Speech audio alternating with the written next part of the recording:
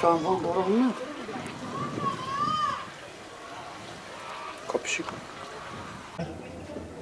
Nerede sivriş kadar metre? Gelme zaten. Ne? No. No bardağı içme adam. Yerden. Ne diyeceksin bir o. O bir tane o bana bu burada ya katı bu. Şuna mı? Abi ne var? Ne var? Böyle. Ne bırak işte ya bak tamam. Ne bak?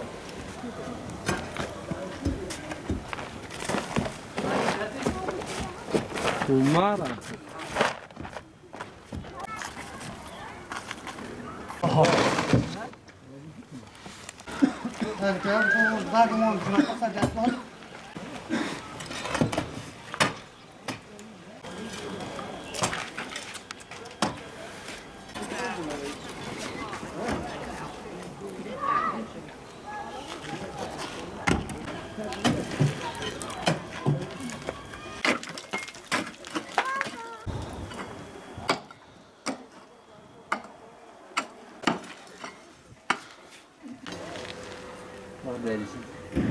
Biz de burada çalışıyoruz. Bu deriyi burada gördük. Sürekli çıkıyor zaten. Bir iki pirketin içinde 3-4 tane çıkıyor. Şöyle şuraya da bir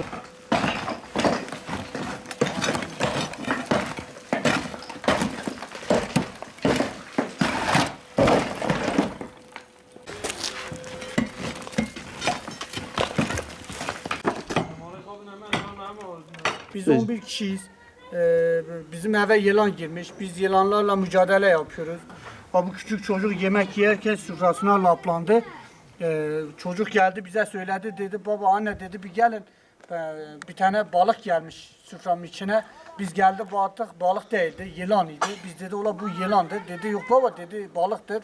Ben dedim yok biz vurduk öldürdük. Biz baktık biz onu şey edemedik. Biz gitti başka bir bizim salona biz akşam oturmuşken bir tane salonun içine de geldi. Biz ona da biz dedi pencereden gelmiş bir şey demedik. Umursalmadık. Biz baktık yine bir tanesi tavandan düştü. Biz artık fark etti.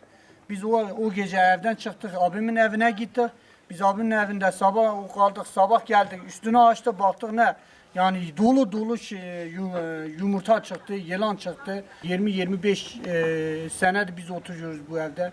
Şu an evimiz yıkıktır. Biz giremiyoruz. Biz abimin evinde kalıyoruz. Biz devletin büyüklerine biz destek, yardım istiyoruz. Lütfen bize yardım edin. Şimdi komşular bizden rahatsızlanıyor. Komşulara tehlike oluyor. Birisine zarar verse biz kurtaramayız kendimize. Ne devletten ne Allah'tan. Teyze evin içine bak girerken Allah. Var he?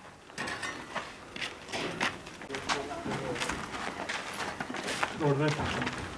Buraya belki bana da her aman duvara bakın. Aman duvara bakın.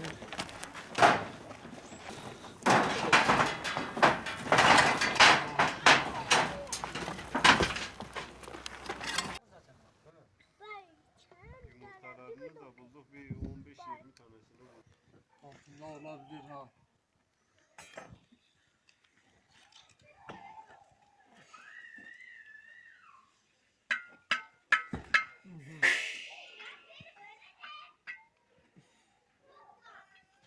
Valla ne kadar büyüktür.